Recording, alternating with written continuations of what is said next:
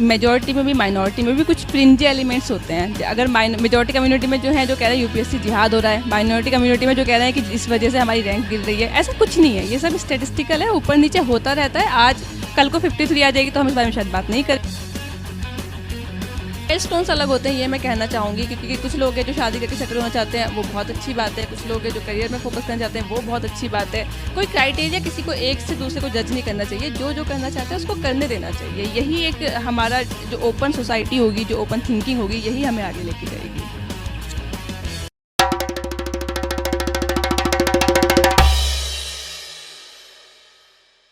उत्तराखंड का एक कस्बा है रुड़की, और कई ऐसी मोटिवेशनल चीज़ें यहाँ हो रही हैं जो पूरे हिंदुस्तान के लिए एक नज़ीर बन रही हैं। पहले जाते हैं कुछ दिन पीछे, और अभी जब उत्तराखंड पीसीएसजे का रिज़ल्ट आया था तो जुडिशरी के उस रिज़ल्ट में सिर्फ रुड़की की 3 लड़कियाँ सक्सेस हुई थी, जिसमें से एक थी आयशा फरहीन, दूसरी थी गुलिस्ता, और तीनों खास बात यह था कि पूरे उत्तराखंड में 3 मुस्लिम लड़कियां सेलेक्ट हुई थी और तीनों रुड़की की रहने वाली थी, तीनों ग्रामीण अंचल से भी आती थी।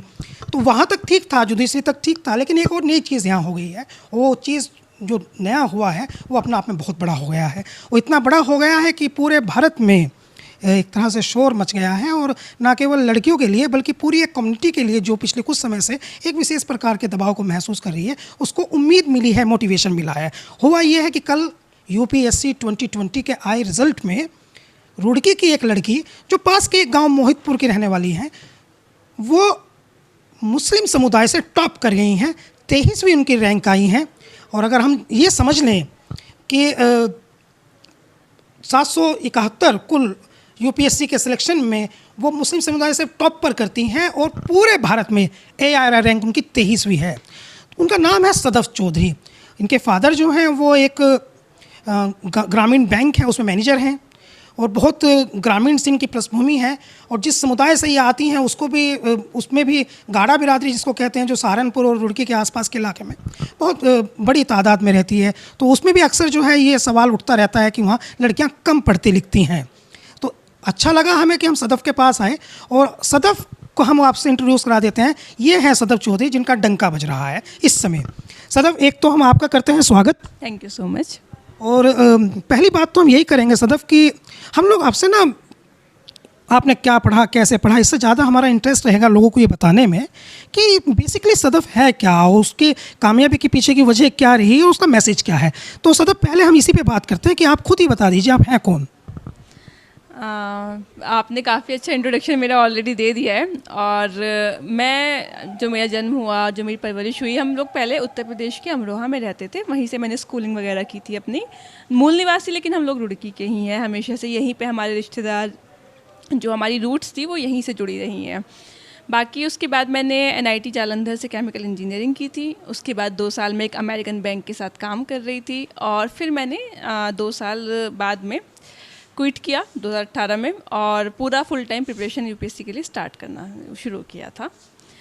और बाकी आप क्या मैसेज के बारे में बात कर रहे थे शायद, या पर्सनैलिटी के बारे में बात कर रहे थे? हाँ, पर्सनैलिटी के बारे में आई वुड से कि मेरी हॉबीज़ बुक्स पढ़ना है, मुझे बहुत पसंद है। अभी भी मतलब कॉन्स्टेंटली मैं बुक्स पढ़ती रहती हूँ। और travelling is also one of my hobbies. और बाकी आई फील कि आई एम जस्ट नॉर्मल एक जो लड़की है, कोई ऐसा स्पेसिफिक बताने के लिए नहीं है। एक नॉर्मल जैसी दिखने वाली है, नॉर्मल जैसी फील होने वाली लड़की ने कुछ बड़ा किया है। तो ये नॉर्मल जैसी लड़की जो है 24 घंटे पहले जैसी इसकी ज़िंदगी थी, और रिज़ल्ट आने के बाद के अभी तो मुझे लगता है कि 24 घंटे पूरे नहीं हुए हैं। तो 24 घंटे पूरे नहीं हुए हैं, तो पिछले 15-16 घंटे में आपकी लाइफ जो है नॉर्मल लड़की से स्पेशल लड़की की तरफ मुड़ गई है या नहीं मुड़ी है? नहीं, अचीवमेंट बड़ा है, आई एग्री, लेकिन मुझे सब सेम फील हो रहा है। खुशी है कि सब लोग आ रहे हैं, इतने लोग मिलने, बधाई देने के लिए, जो कि हाँ बड़ा अचीवमेंट है। पर खुद को तो मुझे अभी भी कोई इतना कुछ फील नहीं हो रहा है। एक्सपेक्ट कर रही थी मैं लिस्ट में आना, लेकिन हाँ 23वीं रैंक तो मैं भी एक्सपेक्ट नहीं कर रही थी, और अब हो गया है तो शायद थोड़ा टाइम लगेगा सिंक इन होने के लिए। तो अभी तो सब नॉर्मल ही लग रहा है। ख्वाब लग रहा है, सच लग रहा है? नहीं, सच ही लग रहा है। सदफ को सच ही लग रहा है। और सदफ चूँकि उत्तराखंड की रहने वाली हैं, और पास में एक दूसरा जनपद है सहारनपुर, तो क्या आपको लगता है कि जैसे 23वीं रैंक है तो मर्जी का कैडर मिल सकता है, मर्जी का कैडर मिला तो फिर उत्तर प्रदेश चूज़ किया जा सकता है, और उत्तर प्रदेश चूज़ हुआ तो जहाँ आपके मामा रहते हैं, फूफा रहते हैं, चाचा रहते हैं, सहारनपुर वो जगह है, तो वहाँ कलेक्टर बनकर भी आप जा सकती हैं। मेरे हिसाब से जो मेरी रैंक है तो मुझे कैडर मिल सकता है, लेकिन मुझे लगता है कि प्रशासनिक सेवा, जो भारतीय प्रशासनिक सेवा आपकी आईएएस जिसे हम कहते हैं, वो तो ऑल इंडिया सेवा है। आप कहीं भी जाएं, सभी जगह पिछड़े लोग भी हैं, थोड़े अच्छे लोग भी हैं, तो आपको सबके लिए काम करना चाहिए। तो कोई भी कैडर मुझे मिलेगा, मैं उसी में खुश रहूँगी। यहाँ मुझे मौका मिलेगा, बहुत अच्छी बात है, नहीं मिलेगा तो भी मुझे कोई शिकायत नहीं है। सदफ, आईएफएस का प्लान तो नहीं है, मतलब फॉरेन सर्विस में जाकर के कहीं राजदूत आप बन जाएं? मुझे लगता है जैसे भी मैं अपने देश को बेटर सर्व कर सकती हूँ, मैं उस कैपेसिटी में सर्व करना चाहूँगी, चाहे वो राजदूत बन के हो, चाहे वो देश में एक प्रशासनिक अधिकारी बन के हो।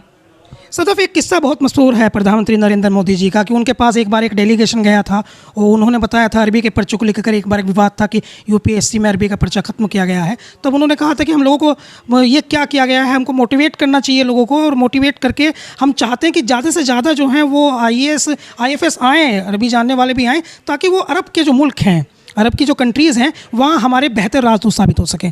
तो क्या आपके मन में चलती है बात कि जो गल्फ़ की 40 कंट्रीज़ हैं वहीं कहीं आप जाकर के, पुराना आपके फैमिली में आजकल इर्तुगरुल देखते हैं ना लोग, तो सफ़ीर बन जाए जाकर के वहाँ? नहीं, इर्तुगरुल तो खैर ठीक है, हाँ वो तो बड़ा फिक्शन है, लेकिन पॉलिटिकल साइंस और इंटरनेशनल रिलेशंस मेरा सब्जेक्ट रहा है ऑप्शनल यूपीएससी में। हमेशा से मुझे इस चीज़ में बहुत इंटरेस्ट था, तो अगर मुझे इंटरनेशनल रिलेशंस परस्यू करने का मौका मिलता है तो मैं वो करना चाहूँगी, अरब देशों में चाहे कहीं पे भी। और अगर मुझे देश में रह के पॉलिटिकल साइंस का मुझे यूटिलाइज़ करने का मौका मिलेगा तो मैं वो करूँगी। दोनों तरीके से मैं पूरी तरीके से तैयार हूँ और मैं जितना मेरे से हो पाएगा उतना कॉन्ट्रीब्यूट करूँगी। हाँ सदफ, तो विषय के चुनाव ने पहले ही ये तय कर दिया था आपका कि आपके मन मस्तिष्क में आईपीएस नहीं चल रहा था, आपके मन मस्तिष्क में आईएएस नहीं चल रहा था। तो जब आपने विषय का चुनाव किया था तभी आपके माइंड में ये चल रहा था कि मुझे आईएफएस में जाना है, तो ख्वाब तो लगभग पूरा होता दिख रहा है। आप अपने पसंद का देश ही बता दीजिए जहाँ आपको लगता है कि मैं वहाँ राजदूत बनूंगी जा करके। एक ड्रीम भी तो होता है ना। हाँ बिल्कुल। और राजदूत वाली जॉब जो है वो तो बल्कि ऐसा है कि आपको बहुत एक्सपोजर मिलता है। 200 कंट्रीज़ हैं जहाँ आप कहीं भी भेजे जा सकते हो, हर तरह से अलग काम। और ऐसा नहीं आप बाहर ही काम करते हैं, आप इंडिया में आके भी काम करते हैं। आपका 1/3 टेन्योर तो इंडिया में ही होता है। तो और रही बात पसंद की कंट्रीज़ की, सुनने में थोड़ा अजीब लगेगा, लेकिन जो हमारे नेबरिंग कंट्रीज़ होते हैं जैसे कि पाकिस्तान, बांग्लादेश, चाइना, ये सबसे ज़्यादा मतलब मांगी जाने वाली पोस्टिंग्स हैं, क्योंकि इंडिया का जो हमारा इंटरनेशनल रिलेशन है वो पास के देशों से ज़्यादा है, बड़े देशों से ज़्यादा नहीं है। तो वो हो गया है। बाकी जो गल्फ़ कंट्रीज़ है वो भी हमारा एक्सटेंडेड नेबरहुड ही है, तो वो हो गया है। और बड़ी कंट्रीज़ जैसे यूएस, यूके, वो तो सब डेफिनेटली। तो मुझे लगता है कि जितना ज़्यादा मुझे अच्छी डाइवर्स अपॉर्चुनिटी मिलेंगी उतना मेरे लिए बेटर है। काफ़ी डिप्लोमेटिक जवाब देने लगी हैं आप। 15 घंटों में भी है डिप्लोमेट की तरह आप बात कर रही हैं। ट्रेनिंग है। बिल्कुल। तो आपके तो फादर तो एक यूपी ग्रामीण बैंक, मतलब सामान्य सा बैंक होता है, और उसमें मैनेजर वो थे, पोस्टिंग उनकी इधर उधर कई जगह रही, अमरोहा रही, यहाँ रही, तो बहुत ज़्यादा एक्सपोजर वाली पोस्ट उसको नहीं समझा जाता है। और मैं समझता हूँ कि कहीं ना कहीं वो इतनी बड़ी पोस्ट भी नहीं होती कि बहुत पैसा परिवार में रहा हो, तो पैसे की भी समस्या रहती है। तो आपने कोचिंग भी नहीं की, घर से आप पढ़ गई, तो स्ट्रगल के बारे में कुछ बताइए। पापा ग्रामीण बैंक से थे, क्योंकि वो अपने जनरेशन के पहले इंसान थे जो गांव से निकल के जॉब करने गए थे। बट पापा ने हमेशा ही मेड श्योर कि बच्चों को पूरा एक्सपोजर मिले। तो मैं यूपी से पढ़ाई की, जलंधर से पढ़ाई की, पंजाब सर्विसेज में मिल सकती हैं, वो कहीं पे नहीं है। और यही चीज़ थी जो मुझे इसकी तरफ खींच रही थी। सदब, आजकल हम लोग देख रहे हैं बहुत सारी चीज़ें हैं। मैं कुछ आईएएस, कुछ आईपीएस अफसर के आपको नाम बता सकता हूँ, जैसे प्रेम प्रकाश हैं, प्रभाकर चौधरी हैं, नितिन तिवारी हैं, अनीस अंसारी हैं। तो बहुत सारे ऐसे आईएएस और आईपीएस हैं जो इंजीनियरिंग बैकग्राउंड से आ रहे हैं। तो पहले वो आईआईटी से करते हैं या बीई करते हैं या वो बीटेक करते हैं, उसके बाद वो यूपीएससी की तरफ चले जाते हैं। तो आप भी कभी इंजीनियरिंग बैकग्राउंड हो गया और आपको अब तक इंजीनियर सदब कहा जा रहा था, अब आपका थोड़ा सा स्वरूप बदला है। तो इससे कल तक आपका नाम जो था वो इंजीनियर सदफ था। तो ये केमिकल इंजीनियरिंग का आपका फील्ड था। इंजीनियरिंग फील्ड से आने वाले लोग जो है सोशल इंजीनियरिंग को देखते हैं क्या? सर मुझे नहीं, मुझे लगता है इंजीनियरिंग इतना इंटरडिसिप्लिनरी मल्टी डिसिप्लिनरी सब्जेक्ट है। हम लोग 4 साल में 50 सब्जेक्ट्स पढ़ते हैं, उसमें कुछ ह्यूमैनिटीज़ होते हैं, कुछ मैनेजमेंट भी होता है, बाकी टेक्निकल होते हैं। तो हम लोगों को सब चीज़ें जगल करने का एक हुनर आ जाता है। तो किसी भी फील्ड में जाएँ, आपको पता है आप एडजस्ट कर सकते हो, नई चीज़ें सीख सकते हो। ये जो एटीट्यूड इंजीनियरिंग से आता है, आई थिंक ये सिविल सर्विसेज में या फिर और भी किसी चीज़ में सब जगह हेल्प करता है। हाँ, तो जब एटीट्यूड की बात की है तो रुड़की की बात कर ली जाए। रुड़की में पिछले 1 साल से क्या हो रहा है? यहाँ की लड़कियाँ, खासकर ग्रामीण अंचलों की लड़कियाँ, बिल्कुल गांव की लड़कियाँ, कोई शाहपुर से आ जाती हैं, कोई नांगल से आ जाती हैं, कोई मोहितपुर से आप आ गई हैं। तो गांव की लड़कियाँ कई बार तो हमें ये चौंकाती है बात कि वो अपनी मदर के साथ गेहूँ साफ़ करती हैं, कई बार तो खेत से जुड़ी चीज़ें भी करने लगती हैं, और एक दिन पता चलता है कि उन्होंने PCSJ कर लिया, अगले दिन पता चलता है IAS कर लिया। तो क्या कोई ऐसा माहौल बन रहा है, खासकर आपकी बिरादरी जिसको पिछला बार लोग कहते थे, बिरादरी का माहौल बन रहा है या रुड़की का माहौल है? लड़कियाँ इतनी कामयाब कैसे हो रही है इस बेल्ट में? सर मुझे लगता है कि लड़कियां लड़के दोनों में बराबर टैलेंट होता है। जस्ट ये कि किसको कितनी अपॉर्चुनिटी मिलती है। तो शायद अपॉर्चुनिटी ज़्यादा मिल रही है तो वो टैलेंट हमारे सामने आ रहा है, घर वालों का सपोर्ट भी है, रोल मॉडल्स निकल रहे हैं नए नए, तो और लोग ज़्यादा मोटिवेट हो रहे हैं।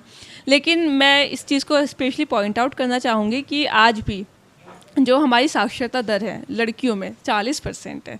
और आप ये देखो कि 40% से लड़कियां निकल रही हैं, जो कि कितना बड़ा इस अचीवमेंट को बना देता है। अगर हम सब 100% लोगों को पढ़ाने लग जाएं तो क्या ही हो जाएगा हमारी एक कम्युनिटी में भी, इस लोकेलिटी में भी। और रुड़की हमेशा से एक एजुकेशनल हब रहा है, तो आई थिंक उस चीज़ का भी बहुत फ़र्क पड़ता है। और लड़कियाँ अगर सीख रही हैं, आगे बढ़ रही हैं, तो ये बहुत ही अच्छा है रुड़की के लिए भी, देश के लिए भी। बहुत अच्छी बात है सदफ। लेकिन ये बताइए, अपॉर्चुनिटी की आपने बात की, तो मुझे नहीं लगता कि हर सदफ का अब्बा जी, हर सदफ का फादर जो है वो सदफ के अब्बा जी जैसे ही हों। तो ये क्या आपको भी लगता है कि लड़कियों को कुछ को पढ़ना चाहिए? ऐसी आपकी सहेली रही होंगी जब फर्स्ट में आप पढ़ती थी, बात कर लें 5th में आप पढ़ती थी, 10th में आप पढ़ती थी, तो आपका एक लेवल चलता चला गया और आप बढ़ती चली गई और लड़कियाँ क्विट करती चली गई। तो आपको कहीं से फील होता है कुछ लड़कियाँ ऐसी रह गई जो पढ़ सकती थी, बढ़ सकती थी या कुछ कर सकती थी और परिवारों ने उनको बढ़ना नहीं दिया? कोई फीलिंग है, कोई एहसास है? नहीं सर, डेफिनेटली मुझे लगता है मतलब मुझे याद है कि मैं अपने फैमिली से बाहर पढ़ने जाने वाली पहली लड़की थी इतनी जनरेशन्स में। आज भी लड़कियां नहीं जाती हैं, सिक्योरिटी वाले इशू हैं, डेफिनेटली एक्सेसिबिलिटी नहीं है उनको, फैमिलीज़ नहीं बाहर भेजती, कई बार मॉनेटरी इश्यूज़ भी होते हैं। तो ऑब्वियसली अगर आप उनको पूरा अपॉर्चुनिटी देंगे हर तरीके की, उनको पढ़ाएंगे, उनको आप सपोर्ट करेंगे, उनको आप बाहर भेजेंगे, तो लड़कियां बिल्कुल बढ़ सकती हैं, ये तो डेफिनेटली है। और हाँ, ये भी बहुत है कि टैलेंट सब में होता है, काफ़ी लोग छूट जाते हैं। कुछ तो सोसाइटी ऐसी है जो इसको बिल्कुल एकदम नॉर्मल बना देती है कि हाँ लड़कियाँ अगर ड्रॉप आउट हो रही तो वो नॉर्मल है, ये उनकी डेस्टिनी है। कुछ लड़कियों का भी शायद ऐसा होता है कि टाइम के साथ साथ उनका जो झुकाव है, रुझान है, वो बदल जाता है। तो मुझे लगता है एक बहुत ही स्ट्रक्चरल लेवल पे चेंज की ज़रूरत है, गवर्नमेंट से भी, कम्युनिटी से भी और फैमिलीज से भी। और जब ये सारी चीज़ें एक साथ काम करेंगी तभी एक चेंज, एक डेवलप, जो बदलाव है वो आ पाएगा। एक परसेप्शन बन गया है कि मुसलमानों में खासकर कि लड़कियों को जो है वो नहीं पढ़ाते, जबकि वो दूसरे मानसिकता की बात भी हो सकती है, ऐसा नहीं है, समानता उनको दी जाती है, लेकिन एक परसेप्शन बन गया है। तो जब इस परसेप्शन को तोड़ती हैं सदफ जैसी लड़कियाँ, तो आपको खुशी होती है? आपको अपॉर्चुनिटी ठीक-ठाक मिली थी? सर नहीं, लक्की तो नहीं होते हैं। मुझे लगता है अपॉर्चुनिटीज़ आप क्रिएट करते हैं, क्योंकि आई थिंक मैं 2 साल प्रिपेयर कर रही थी, जॉब छोड़ के आना बहुत रिस्क था। अगर मैं आज नहीं सक्सेसफुल होती तो बहुत बड़ा गैम्बल था मेरे लिए, जो अनलकी हो जाता। तो आई थिंक लकी होना कुछ नहीं होता है, अपनी डेस्टिनी आप खुद लिखते हो कि भाई ठीक है, ये हमारा टारगेट है, इस पे हम ऐसे जाएंगे, हमारी लगन, हमारा हार्डवर्क। और ये चीज़ कोई सेट कर ले, थोड़ा फैमिली का सपोर्ट भी हो, तो सब लोग उस तक जा सकते हैं। और सबके माइलस्टोन्स अलग होते हैं, ये मैं कहना चाहूँगी, क्योंकि कुछ लोग हैं जो शादी करके सेटल होना चाहते हैं, वो बहुत अच्छी बात है। कुछ लोग हैं जो करियर में फोकस करना चाहते हैं, वो बहुत अच्छी बात है। कोई क्राइटेरिया किसी को एक से दूसरे को जज नहीं करना चाहिए, जो जो करना चाहता है उसको करने देना चाहिए। यही एक हमारा जो ओपन सोसाइटी होगी, जो ओपन थिंकिंग होगी, यही हमें आगे लेके जाएगी। शादी का जिक्र आपने अनायास ही कर दिया, लेकिन मुझे लगता है कि अगले 24 घंटे में आपके 24 रिश्ते आने वाले हैं। नहीं, रिश्ते हाँ ठीक है, दैट इज़ फाइन। रिश्ते मम्मी को बोलूँगी मैं थोड़ा देख के रखें, लेकिन मुझे लगता है करियर अभी भी मेरी पहली प्रायोरिटी है। और एक बार मैं सेटल हो जाती हूँ, जब मुझे खुद को लगेगा कि हाँ मैं रेडी हूँ उस चीज़ के लिए, तो कोई दिक्कत नहीं है शादी में, किसी भी चीज़ में। लेकिन हाँ ये चीज़ है कि दोनों चीज़ें बैलेंस में चलनी चाहिए, ये मैं हमेशा से मानती आई हूँ। सदफ, जैसे ही हम आपके घर में आए, हमने आपके बच्चों से बात की, तो बच्चों ने हमें इंट्रोड्यूस कराया कि वो IPS बन गई हैं हमारी। तो हम बच्चों से बहुत फ्रेंडली बात कर रहे थे, क्योंकि बच्चों से घुल मिल गए थे। तो उन्होंने बताया मंदिर है वो मुझे कल से वही बना दे रहे हैं, तो कोई उसमें कोई सच्चाई नहीं है किसी भी बात की। नहीं, वो आईपीएस आपको नहीं प्रेरित करता, मतलब कहीं से वो अट्रैक्ट नहीं करता? वर्दी में कंधे पर लिखा हुआ आईपीएस, लाठी डंडा 25-30 पुलिस वाले जैसे मैं आपको एक कहानी सुनाता हूँ, शाद मियाँ खान है बिजनौर के, तो 25वीं उनकी रैंक आई थी, तो उनकी रैंक आने के बाद में तब हम उनका इंटरव्यू करने गए, तो उनकी अम्मी ने हमसे कहा कि मेरा बेटा तो आईपीएस ही बनेगा। तो मैंने उनसे पूछा सास से कि तुम क्यों आईपीएस बनना चाहते हो, कहीं इंटरव्यू में पूछा गया था? तो इंटरव्यू में उन्होंने जो जवाब दिया था वो तो अलग था, लेकिन उसका अंदर की कहानी ये थी कि उनकी अम्मी चाहती थी कि मेरा बेटा आईपीएस बने, क्योंकि उन्होंने एक एसपी को वर्दी में देख लिया था। तो ये वर्दी आपको नहीं करती प्रभावित? सर सब तरह की, मुझे लगता है सिविल सर्विसेज में जो आपको 20-21 पोस्ट आती हैं सभी बहुत कोविटेड पोस्ट हैं, तो अट्रैक्ट तो सभी चीज़ें करती हैं, हर चीज़ के अपने पर्क्स हैं, अपने ड्रॉबैक्स हैं, लेकिन एक हमारी स्किल्स भी होती हैं, हमें पता होता है कि हम कहाँ बेटर कर सकते हैं। और जैसे बचपन से मुझे पता है कि मैं लोगों से इंटरेक्ट करती आई हूँ, वेल रेड हूँ मैं, अच्छी तरीके से डिप्लोमेटिकली, आपने भी अब इस चीज़ को आधे घंटे में एडमिट किया कि मैं डिप्लोमेटिकली नेविगेट कर सकती हूँ चीज़ों को, तो इसलिए मुझे लगता है कि वो IFS IAS ये चीज़ें मैं बेटर सर्व कर सकती हूँ अपने लिए भी, कंट्री के लिए। मतलब आप में जन्मजात गुण है डिप्लोमेटिक का, तो मम्मा को भी बहुत परेशान करती होगी कि क्या सब्जी क्या बनाई है, देख लीजिए, ये कर लीजिए, वैसे आप बना लीजिए। इनको पता नहीं चलता है, वही डिप्लोमेसी है। ये डिप्लोमेसी है। तो आपने अपनी अम्मी के साथ भी डिप्लोमेसी यूज़ की है। तो आपकी अम्मी कितनी पढ़ी लिखी हैं या मेरी मम्मी की एक्चुअली काफ़ी इंटरेस्टिंग स्टोरी है। मेरी मम्मी BA कर रही थी जब इनकी शादी हुई, फर्स्ट ईयर में थी ये, और इनके एग्ज़ाम्स थे आई थिंक 5 जुलाई को, 3 जुलाई को आई वॉज बॉर्न, तो इनका ग्रेजुएशन पूरा नहीं हो पाया था। उसके बाद जब मैं कॉलेज गई तो उन्होंने दोबारा कॉलेज ज्वाइन किया, और उसके बाद उन्होंने अपनी जो है पढ़ाई परस्यू की, जो बहुत ही इंस्पिरेशनल है मेरे लिए भी। ये तो बहुत ही कमाल बात है। हमें लगता है आपसे बड़ी सेलिब्रिटी तो वही है, उन्हीं से बात करेंगे हम। और यकीनन देखिए, ये स्पेशल चीज़ बताई है सदफ ने, उन्होंने बताया कि जब मैं कॉलेज गई तो मेरी मम्मी भी कॉलेज गई। कितना कमाल की कहानी है। तो अभी आप ये भी बता दीजिए हमको कि ये लोग जो 44 पिछली बार आए थे आपकी कम्युनिटी के, 27 इस बार आ गए हैं, और कभी UPSC जिहाद की बात भी करते थे, तो सुना होगा ना आपने UPSC जिहाद हो रहा है, तो ये क्या है? मतलब ये 44 से 27 पे क्यों आ गई है, रैंक क्यों गिर गई है? सर ना तो UPSC जिहाद हो रहा है, ना सब, मेजॉरिटी में भी माइनॉरिटी में भी कुछ फ्रिंजी एलिमेंट्स होते हैं। अगर मेजॉरिटी कम्युनिटी में जो है जो कह रहे हैं UPSC जिहाद हो रहा है, माइनॉरिटी कम्युनिटी में जो कह रहे हैं कि इस वजह से हमारी रैंक गिर रही है, ऐसा कुछ नहीं है। ये सब स्टेटिस्टिकल है, ऊपर नीचे होता रहता है। आज कल को 53 आ जाएगी तो हम इस बारे में शायद बात नहीं करेंगे। तो आई थिंक चीज़ों को आपको जैसी वो हैं वैसे देखना चाहिए, और ज़्यादा रीड करने का ट्राई नहीं करना चाहिए उस चीज़ में। तो मुझे तो यही लगता है। विदेश नीति को लेकर के बहुत सारी बातें होने लगी हैं, और इस तरह की बात भी होने लगी हैं, क्योंकि अब डिप्लोमेसी की बात आ गई है और आपने ये संकेत दे दिए हैं कि आपको IFS में ही जाना है, तो थोड़ा सा जो है वो विदेश नीति पर, फॉरेन पॉलिसी पर डिस्कस छोटा सा कर लेते हैं।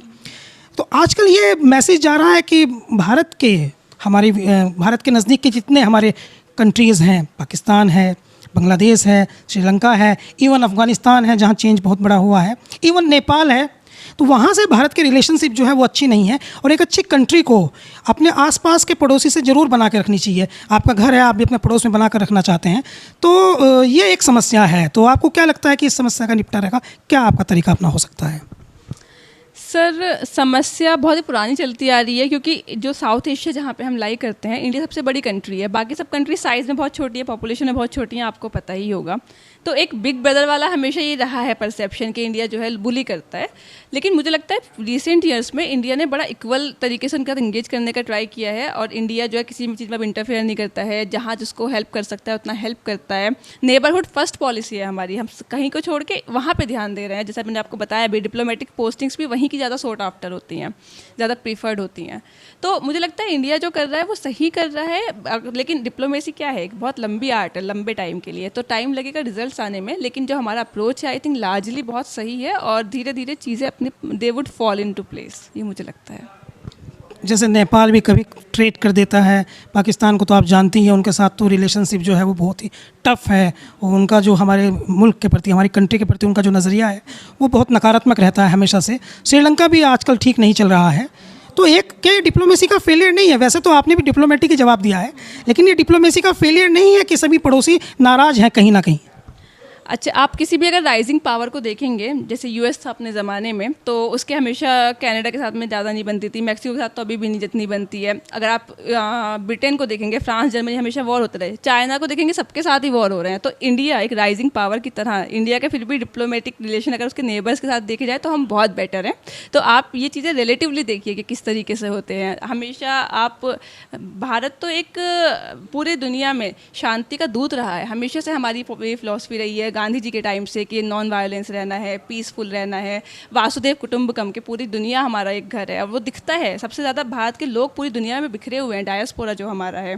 तो मुझे लगता है कि रिलेटिवली हम बहुत बेटर कर रहे हैं और ये कोई डिप्लोमेसी की फेलियर नहीं है। बस थोड़ा बहुत तो स्कर्मिशेस आप मानेंगे, क्योंकि वो तो नेचुरल है, नेबर्स के साथ भी होता है, घर वालों में भी होता है, लेकिन जितना हम मैनेज कर पाए हैं आज तक वो बहुत ही कमेंडेबल है।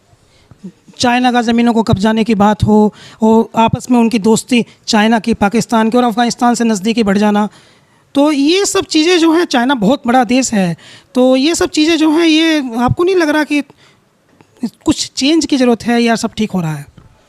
नहीं, मुझे लगता है कि इंडिया को थोड़ा और इंगेज करने की ज़रूरत है। इंडिया थोड़ा और एक्टिव डिप्लोमेसी कर सकता है, लेकिन चीज़ें आई थिंक ना इंडिया टाइम लेके कर रहा है, क्योंकि अब तालिबान कितना है, डेली चेंज हो रहा है अफगानिस्तान में, क्या हो रहा है क्या नहीं हो रहा है। तो जो सिचुएशन है बहुत ही फ्रेजाइल है। तो इंडिया जो वेट एंड वॉच का अप्रोच अपना रहा है, जो और कंट्रीज़ भी अपना रहे हैं, यूएस इंक्लूडिंग, तो आई थिंक वो आज के टाइम में इंडिया के लिए बेस्ट अप्रोच है। लेकिन जैसी चीज़ें सेटल होंगी, एक क्लियर पिक्चर निकल के आएगी, आई एम वेरी श्योर कि इंडिया अपना डिप्लोमेटिक गेम को अप करेगा। Very good. आप ना, आपका राष्ट्र प्रेम, देश प्रेम जो है दिखता है, और अब आप ना सरकारी बातचीत करने लगी हैं सरकारी एटीट्यूड में आ गई हैं। तो सदफ, ये तो अच्छी बात है, हमने देख लिया कि आपने जो है वो विदेश नीति पर आपका क्या नज़रिया है। लेकिन अब नज़रिए की बात आते हैं हम आपकी कि ये जो आपका आने वाला कल है, ये जो लोग आपको देख करके प्रेरणा लेंगे, वो लड़कियां जो आपको देख करके प्रेरणा लेंगी, तो इनको ये बताइए कि आपका संघर्ष, आपका पढ़ाई का तरीका और आपका बिना कोचिंग के आपने कर दिया है ये, तो अपना शेड्यूल बताइए हमें प्लीज़, और ये ज़रूर बताइए कि आपने किन चीज़ों का ख्याल में रखा। शेड्यूल तो नॉर्मल यही था, कोई शेड्यूल नहीं था। सुबह उठना है, नाश्ता करके पढ़ने बैठना है और फिर रात तक पढ़ना ही है, यही था। ज़्यादा कुछ करने को था भी नहीं, क्योंकि मैं घर पे थी, ज़्यादा फ्रेंड्स वगैरह सब बाहर रहते थे जॉब की वजह से, तो कोई ज़्यादा सोशल गैदरिंग्स होती नहीं थी। जनरली पढ़ती ही रहती थी पूरा टाइम। 10 से 12 घंटे बैठती थी, 8 से 10 घंटे तो डेफिनेटली मैं देने का ट्राई करती थी। और 2 साल की कॉन्स्टेंटली प्रिपरेशन की, डेडिकेटेडली लग के। पिछली बार मेरा प्री रह गया था 2 नंबर से, तो मुझे बड़ा दुख था उस चीज़ का कि अच्छा शायद आगे निकल जाती, बट अब मुझे लगता है कि अच्छा वो रह गया था, क्योंकि फिर मैंने पूरा दोबारा से स्टार्ट किया और मैं यहाँ पहले मेंस पहला इंटरव्यू करके यहाँ पहुँच गई एक ही बार में। तो जो होता है अच्छे के लिए होता है, मुझे ये भी लगता है। और बाकी तो आपको डेडिकेटेडली, लगन से, टाइम के साथ साथ प्रिपेयर करते रहना चाहिए। नहीं, आप दूसरे बच्चों को, आप जो अब तो आप सीनियर हो गई हैं ना, आप तो जो दूसरे बच्चे हैं तो उनको आपका क्या डायरेक्शन है? अच्छा, मुझे लगता है कि सबको एक टारगेट फिक्स करना चाहिए पहले तो लाइफ में क्या करना है। उसके बाद आप अपने उस टारगेट को अचीव करने के लिए जितना हार्ड वर्क आप कर सकते हो उतना कीजिए। साथ में स्मार्ट वर्क भी कीजिए, पता लगाइए कि कैसे तरीके, क्या डिफरेंट तरीके हैं वहाँ तक पहुँचने के। ये नहीं कि एक सेट पे चलते जा रहे हैं, बार बार फेल हो रहे हैं, दोबारा वही चीज़ कर रहे हैं। आपको बहुत ही अडेप्टेबल होने की ज़रूरत है। गाइडेंस लीजिए लोगों से, कोई बेसिक गाइडेंस लेगा, मैं हमेशा तैयार हूँ उस चीज़ के लिए भी। और आई थिंक अगर आप स्मार्ट वर्क, हार्ड वर्क और परसिस्टेंटली काम करेंगे तो आप अपने टारगेट पे पहुँच सकते हैं। सदफ स्मार्ट लड़की है, इसलिए स्मार्ट वर्क की बात की है। अब स्मार्ट वर्क को हम थोड़ा और डिफाइन करते हैं, क्योंकि यही बात सबसे महत्वपूर्ण है। स्मार्ट वर्क क्या है सदफ? स्मार्ट वर्क से मतलब ये है कि आप कुछ एक चीज़ कर रहे हैं तो आप रुकिए, स्टॉक टेक कीजिए कि क्या आप ये चीज़ सही कर रहे थे, और अगर आपको लग रहा है आप गलत कर रहे हैं तो आप दोबारा से स्टार्ट करने से डरिए मत। और आप देखिए कि आसपास लोग कैसे कर रहे हैं, अपने आँख कान खुले रखिए। ये नहीं है कि मतलब जैसे यूपीएससी में लोग बोलते हैं 50 किताबें पढ़नी है, 100 किताबें पढ़नी है, नहीं, कोई ज़रूरत नहीं है वो पढ़ने की। आप ये देखिए आपको क्या पढ़ना है। आप एक चीज़ को 10 बार पढ़िए, वो याद रहेगी, वो बेटर रिजल्ट देगी रादर देन 10 चीज़ को एक बार पढ़ने से। तो ये सब चीज़ें होती हैं, आपको पता होना चाहिए आपकी स्ट्रेंथ क्या है, आपकी वीकनेसेस क्या है, और आप फिर उन पर बिल्ड कीजिए। ये सब। इतना समय होता था आपके पास इतना अध्ययन करने के लिए? सर आई थिंक 365 दिन 24 घंटे तो आपको पढ़ाई करनी है, तो अगर कुछ और नहीं है तो समय ही समय है। आप पूरे हफ्ते पढ़ाई कीजिए, आप संडे को एक शाम में बैठिए, देखिए कि आपने इस हफ्ते के टारगेट्स अचीव किए हैं कि नहीं किए हैं, कहाँ आप लैग कर रहे हैं और क्यों लैग कर रहे हैं आप। और अगर ये थोड़ा, मुझे लगता है ये 2 घंटे अपने आप को एनालाइज करने में देना और लाइफ में भी आगे अपने आप को एनालाइज करते रहना, ये ज़्यादा फ्रूटफुल है रादर के इसके कि आप करते जा रहे हैं और रिजल्ट की चिंता नहीं कर। आप बहुत सारी विवादित किताबें भी पढ़ती थी, ब्लादिया नबोकोव की और तस्लीम नसरीन की लज्जा, तो ये विवादित किताबें क्यों पढ़ती थी? लिटरेचर हमेशा से मेरा बड़ा पैशन रहा है और मैं कॉलेज में भी लिटरेरी एंड डिबेटिंग सोसाइटी की हेड थी। अभी भी मैं किताबें पढ़ती रहती हूँ जब भी मुझे खाली टाइम मिलता है। विवादित किताबें कुछ नहीं होती हैं, सबका अपना एक पर्सपेक्टिव होता है जो उसको विवादित बनाता है। जो चीज़ मुझे पसंद है वो आपको नहीं पसंद है, जो आपको पसंद है वो मुझे नहीं पसंद है। तो मैं इसलिए पढ़ती हूँ सब चीज़ें ताकि मेरे डिफरेंट पर्सपेक्टिव्स में जान पाऊँ, मेरी अंडरस्टैंडिंग ब्रॉड हो और मैं हर इन तरह के इंसान के कि वो क्या कहना चाह रहा है वो समझ पाऊँ।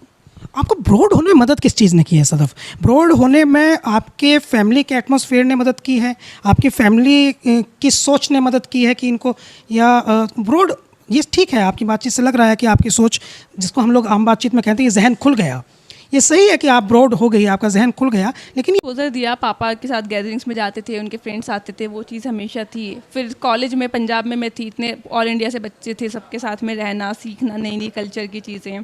फिर मैं जब काम कर रही थी तो मैं एक यूएस कंपनी के साथ काम कर रही हूँ जहाँ के कल्चर बिल्कुल ही अलग है, तो वो सब चीज़ों में एडजस्ट करना। बाकी बुक्स, आई थिंक बुक्स तो मेरा एस्केप है एकदम, क्योंकि डिफरेंट आप बुक्स पढ़ेंगे, डिफरेंट आप पर्सपेक्टिव डेवलप करेंगे, तो आपको वो ये सब चीज़ें, सभी चीज़ों ने हेल्प किया। मुझे लगता है मेरी पूरी पर्सनैलिटी 20-25 साल का रिजल्ट है। सदफ की कामयाबी पीछे किताबों का बहुत महत्वपूर्ण योगदान रहा है, ये सदफ खुद कह रही हैं।